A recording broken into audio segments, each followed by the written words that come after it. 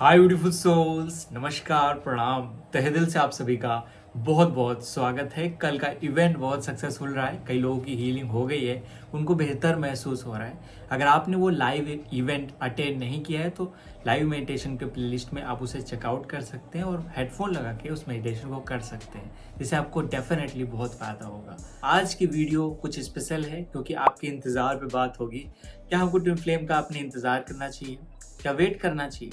DMDF तक अगर आप अभी नहीं मिले हैं, आपको लगता है कि आप ट्विन फ्लेम के जर्नी में हैं, अभी तक अपने काउंटर पार्ट से नहीं मिले, आपका रिलेशनशिप कंप्लीट नहीं हुआ है, या वो संतुलन नहीं आया है, या आध्यात्मिक ग्रोथ में किसी भी चीज़ की आपको ज़रूरत है कि उसके आगे लव कंपैटिबिलिटी आना ज़रूरी है, आपका माइंड वहीं फोकस जा रहा है, क्या आपको वेट करना चाहिए, क्या आपको किसी तरह का इंतजार करना चाहिए? आज इस वीडियो में हम इसी का आंसर देखने वाले हैं। जल्दी से वीडियो शुरू करते हैं। अगर आप इस चैनल पर पहली बार आए हैं, फर्स्ट टाइम है तो चैनल को सब्सक्राइब, बेल आइकन जरूर क्लिक कर लें। सो वंडरफुल सोल्स, कई बार हम इंतजार करने को लेकर बहुत कंफ्यूज होते हैं। हमारे माइंड में कॉन्टिन्यूअस चलता है, जो हम आध्यात्मिक मेडिटेशन कर रहे हैं या कोई भी प्रैक्टिस कर रहे हैं, साधना कर रहे हैं, क्या ये हमें कंटिन्यू करनी चाहिए? इससे हमको क्या रिजल्ट मिलेगा? क्या आपके ब्लॉकेजेस दूर हो जाएंगे इससे, या आपको इंतज़ार करना चाहिए अपने काउंटर पार्ट का? अगर कभी भी आपने ट्विन फ्लेम रिलेशनशिप में कोई साइंस सिम्टम, या आपको आत्मा अंदर से कहती है आप इस जर्नी में हैं, आपने बहुत सारे साइंस और सिम्टम्स भी देखे, तो क्या आपको अपने DM या DF का, या अपने लव वन का, या आपको इस रिलेशनशिप का वेट करना चाहिए, या हमको कुछ और स्टेप्स लेने चाहिए, कुछ बेहतर और करना चाहिए? ये वीडियो बहुत इंपॉर्टेंट है क्योंकि कई सारे क्वेश्चन मैंने देखा है कि वो रिलेशनशिप में है या उनको लगता है कि वो उनके ट्विन फ्लेम से मिल गए हैं, तो उसको लेकर वो कंफ्यूज होते हैं कि हम इस पर्सन का वेट करें क्या आगे मूव ऑन करें। चलिए वीडियो पे डिटेल से बात करते हैं, मैं एक एक करके स्टेप्स बताऊंगा। उससे पहले एक इम्पॉर्टेंट बात जो आप लोगों से शेयर करनी है, कल के मेडिटेशन में बहुत अच्छे रिस्पॉन्स आए हैं, बहुत लोगों को फ़ायदा हुआ है। जो मैंने संस्कारों या ब्लॉकेज को दूर करने के लिए चित्त की प्रवृत्तियाँ बताई हैं 5, तो उनको ज़रूर फॉलो करें। आप किस स्टेज पे हैं 5 में से, उसको थोड़ा मनन करें, चिंतन करें, उस पर विचार करें, उसके बाद डेफिनेटली आपको फ़ायदा होगा। उसके बाद का जो मेडिटेशन कराया गया है 1 घंटे का, उसे भी आप करें। नीचे कमेंट सेक्शन में मैं डाल दूंगा, डिस्क्रिप्शन में डाल दूंगा, या फिर आई बटन पे जाके आप उस मेडिटेशन को कर सकते हैं। जरूर ट्राई करिएगा। तो बैक टू द टॉपिक, कई सारे लोग ये जानना चाह रहे हैं वेट करें या ना करें। आध्यात्मिकता में जो हम कर रहे हैं और ज़्यादा सीखने की ज़रूरत है। दोस्तों, अगर आप स्पिरिचुअल ग्रोथ कर रहे हैं तो ये आपके लिए जानना बहुत ज़रूरी है, स्पिरिचुअलिटी में कोई भी शॉर्टकट नहीं होता है। आपको धीरे धीरे अपने चित्त, अपने संस्कारों, अपने पास्ट लाइफ ब्लॉकेजेस को दूर करना पड़ेगा। इस लाइफ में आप जहाँ पे भी फंसे हुए हैं, उसको किसी शॉर्टकट तरीके से पूरा नहीं कर सकते। कोई भी ऐसा मेडिटेशन नहीं हो सकता सडन जो आपकी एनर्जीज को बहुत ज़्यादा बूम कर सके। बहुत सारे लोग इसमें 7 चक्रा मेडिटेशन करते हैं, बहुत सारे इधर उधर की एक्टिविटीज़ करते हैं, जिससे उनकी एनर्जीज बहुत तेज़ी से रिलीज होने लगती है, उनको डिफरेंट साइंस दिखने लगते हैं, तो वो बहुत खुश हो जाते हैं, बहुत कुछ फील होने लगता है। तो ये सारी चीज़ें बहुत अच्छी नहीं, क्योंकि इससे समटाइम इम्बैलेंस क्रिएट होता है। आपका शरीर का स्वस्थ रहना, उस पर काम करना, और इन आध्यात्मिक प्रैक्टिस में आपके शरीर की प्रवृत्तियों को जानना बेहद ज़रूरी है। आपके वात पित्त कफ का संतुलित रहना बहुत ज़रूरी है। और अगर आप किसी भी तरह से असंतुलित होते हैं तो मे भी आपको बहुत ज़्यादा साइंस और बहुत सारा पावर महसूस हो, लेकिन वहाँ पर कहीं भी आध्यात्मिक ग्रोथ नहीं रहता है। उस समय हम इंतज़ार बिल्कुल भी नहीं कर पाते। और आपको सभी चीज़ें सीखनी है, नो डाउट, लेकिन आपको ग्रेजुअली और बहुत पेशेंस के साथ सीखनी है। कई सारे लोगों ने बहुत ग्रोथ की है अच्छे से, डेफिनेटली उन्होंने सीखी है सारी चीज़ें, लेकिन स्टेप बाय स्टेप आपको सीखना होगा। तो पेशेंस हमें रखना चाहिए कि नहीं। सबसे वन इम्पॉर्टेंट बात है, आप रनर और चेजर के डायनेमिक्स को समझ लीजिए। अगर आपका किसी से ट्विन फ्लेम कनेक्शन बन रहा है, अगर आप किसी से पास्ट लाइफ रिलेशन है या स्ट्रॉन्ग बॉन्ड है, तो आपको कहीं ना कहीं ये जानना बहुत ज़रूरी है कि वो पर्सन आपका वेट कर रहा है, आपसे उससे बात हो रही है कि नहीं हो रही है, उसने कहीं आपको ब्लॉक नहीं किया है, या आपने उसको कहीं ब्लॉक नहीं किया हुआ, कहीं उतार चढ़ाव तो बहुत ज़्यादा नहीं है। तो उस समय अपनी क्लिनजिंग, अपनी स्पिरिचुअल ग्रोथ तो बहुत ज़रूरी है। जो भी मैंने मेडिटेशन कराए हैं वो करिए।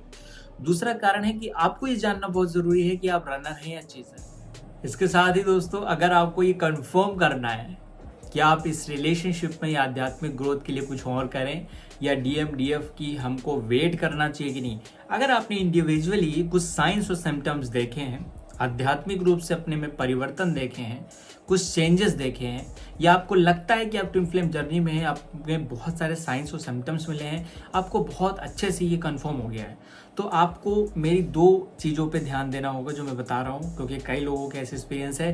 पहला है रनर के डायनेमिक्स पे आपको ध्यान देना होगा, दूसरा चेजर के डायनेमिक्स पे ध्यान देना होगा। पहले मैं चेजर्स के डायनेमिक पे बात कर रहा हूँ।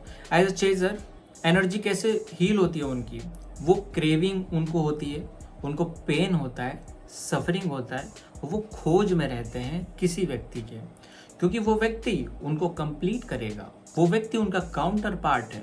लेकिन सम टाइम सोशल स्ट्रक्चर के कारण, या हम बहुत कोई मेल अगर चेजर है तो जैसे कहते हैं ना मर्द को दर्द नहीं होता, तो उस बुलावे में अपने आप को छलावा दे देता है वो, और अपने आप को ब्लॉक कर देता है, इमोशंस एकदम मार लेता है, अपने अंदर की जो फेमिनिन साइड है उसको ख़त्म कर देता है। तो इसका रिजल्ट क्या होता है कि उसकी एक साइड जो हमारी लेफ्ट साइड है वो ठीक से वर्क नहीं करती, उसके अंदर इंटेंशन, उसके अंदर इंट्यूशन, उसके अंदर हीलिंग एबिलिटी ठीक से डेवलप नहीं होती है। एट द एंड रिजल्ट इसका क्या मिलता है, उस व्यक्ति को कभी भी ये इंट्यूशन या गाइडेंस नहीं आता सोल से कि वो क्या करे, और वो कार्मिक लोगों के बीच में फंसा हुआ रहता है। मैं भी वो पर्सन को अगर सर्च करता, अपने काउंटर पार्ट या DMDF को सर्च करता, तो 1-2 पर्सन से वो टकराता, बातचीत करता और उसके बाद अपने काउंटर पार्ट तक पहुंच जाता, अपने लव वन से तक पहुंच जाता, अपने DF तक पहुंच जाता। लेकिन वो कहीं ना कहीं सोशल स्ट्रक्चर में फंस गया है, अपनी इमोशन को शेयर नहीं करता है, या फिर कहीं ना कहीं अपने को लेकर कंफर्म नहीं है, वो कॉन्फिडेंस, वो स्पिरिचुअल ग्रोथ नहीं हुई। क्योंकि चेजर अवेयर है, लेकिन अगर चेजर ध्यान नहीं कर रहा है, अगर चेजर अवेयर नहीं है, इतना जागरूक नहीं है अपनी बॉडी, अपने सोल के प्रति आध्यात्मिक नहीं है व्यक्ति, तो कभी भी अपने काउंटर पार्ट को सर्च नहीं कर पाएगा। उस केस में वो कार्मिक के बीच फॉलो करता रहता है। सम टाइम उसको रियलाइज भी हो जाए कि वो ट्विन फ्लेम जर्नी में है, अगर उसने कभी अनुभव किया है, साइंस सिम्टम्स देखे हैं, या उसको जीवन में इस तरह के कभी भी अनुभव हुए जो मैंने आपको एक्सप्लेन किए हैं, तो वो ये बात श्योर कर लेगा कि वो ट्विन फ्लेम जर्नी में है, इसी वजह से उतना दर्द, उतना पेन उसको हो रहा है, इतनी क्रेविंग हो रही है। लेकिन उसका जो रिजल्ट यही है कि वो अपने काउंटर पार्ट तक सर्च नहीं कर पाएगा, इतने सारे लोगों के बीच में कहीं वो खोसा जाएगा। दूसरा केस बहुत इंपॉर्टेंट है, और ये जब आप जान जाते हैं कि आप आध्यात्मिक ग्रोथ में या फिर एक अच्छा रास्ता पकड़ लेते हैं, तभी भी आप काउंटर पार्ट से मिल ही जाते हैं। दूसरा है रनर का डायनेमिक। रनर के डायनेमिक में अगर रनर मेडिटेशन नहीं कर रहा है, अपनी हीलिंग नहीं कर रहा है, और कहीं ना कहीं अगर अपने को मौका नहीं दे रहा है, और अगर वो काउंटर पार्ट से मिल भी जाता है, तो उसे इंतज़ार करना चाहिए कि नहीं। दोस्तों, रनर कभी भी इंतज़ार नहीं करता। मैंने रनर्स में यही प्रॉब्लम देखी है। अगर आप किसी का इंतज़ार कर रहे हैं, रनर्स अगर इंतज़ार कर रहे हैं और इस सदी के अंत तक इंतज़ार कर रहे हैं, मतलब उनको पूरा भरोसा है, अपने ट्रू लव से मिलूंगा, मैं अपने ट्विन फ्लेम से मिलूंगा, उनको पूरा भरोसा है, तो यकीन मानिए मैंने बहुत लोगों के लाइफ में देखा है कि उनके लाइफ में वो लव आता है, किसी भी फॉर्म में आए, बट उनकी आध्यात्मिक अनकंडीशनल लव उनको नर्चरिंग करता है, उनके लाइफ में ग्रोथ करता है। तो वो कहीं ना कहीं होता जरूर है अगर आप एक रनर के फॉर्म में। रनर की सबसे बड़ी वीकनेस है कि उसका फोकस एक जगह पे नहीं रहता, वो ज़्यादा अवेयर नहीं होता है, उसको पता नहीं है कैसे चीज़ों को करें जिससे हमारी इमोशनल कंपैटिबिलिटी बढ़े, और वहाँ पर उसके अंदर सबसे बड़ी ये पेशेंस वाली प्रॉब्लम है। इस वजह से पेशेंस इसमें रखना चाहिए जब तक आपको ये श्योर ना हो जाए कि सामने वाला मेरा काउंटर पार्ट है, कंफर्म हो जाए। और यही चीज़ आपकी स्पिरिचुअल ग्रोथ पे भी अप्लाई होती है। आप जो भी साधना कर रहे हैं, जो भी मेडिटेशन कर रहे हैं, अगर आपको लगता है कि कुछ और करना चाहिए, कुछ और बेहतर कर दूं, तो कहीं ना कहीं आपको जो कर रहे हैं उसको पूरा कंप्लीट करिए, अच्छे से करिए, देन उसके बाद दूसरी चीज़ों पे फोकस करिए। ऐसे करते करते अगर हम वो व्यक्ति को देखें तो आध्यात्मिक ग्रोथ अच्छा करता है।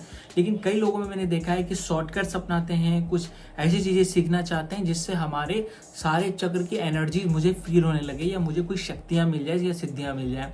अगर आपको एनर्जी फील हो रही है, अगर 7 चक्र मेडिटेशन कर रहे हैं, इस तरह के हैवी मेडिटेशन कर रहे हैं जिससे आपको बस ऊर्जाएं पता चल रही, लेकिन आपके जीवन में उससे क्रांति कभी भी नहीं आएगी जब तक आप जागे हुए नहीं होंगे। जैसे जो बुद्धा कहते हैं, आप जब तक साक्षी नहीं होंगे। तो ये बहुत इंपॉर्टेंट है कि ऊर्जा को ग्रहण करने से ज़्यादा, उसको फील करने से ज़्यादा आपके जीवन में क्रांति होनी चाहिए। तो आध्यात्मिक ग्रोथ के लिए आपके ज़रूरी है बहुत ज़्यादा पेशेंस को। तो दैट्स वाई पेशेंस रखना यहाँ बहुत ज़्यादा ज़रूरी है। कई लोग बहुत जल्दी से चीज़ों को चाहते हैं, तो धीरे धीरे ग्रेजुअली इन चीज़ों को सीखिए। दोस्तों, आज के लिए वीडियो बस यहीं तक। उम्मीद है आपको पसंद आई हो। पसंद आई हो अपने दोस्त साथियों से जरूर शेयर करिए। अगर आप इस चैनल पर नए हैं और मेडिटेशंस भी करना चाहते हैं तो नीचे टेलीग्राम का लिंक भी दिया गया है, आप वहाँ ज्वाइन हो सकते हैं जहाँ पे लाइव मेडिटेशन अवेलेबल है। मिलते हैं नेक्स्ट वीडियो में, तो अपना ख्याल रखिए, ध्यान रखिए, हमेशा मुस्कुराते रहिए। नमस्कार दोस्तों।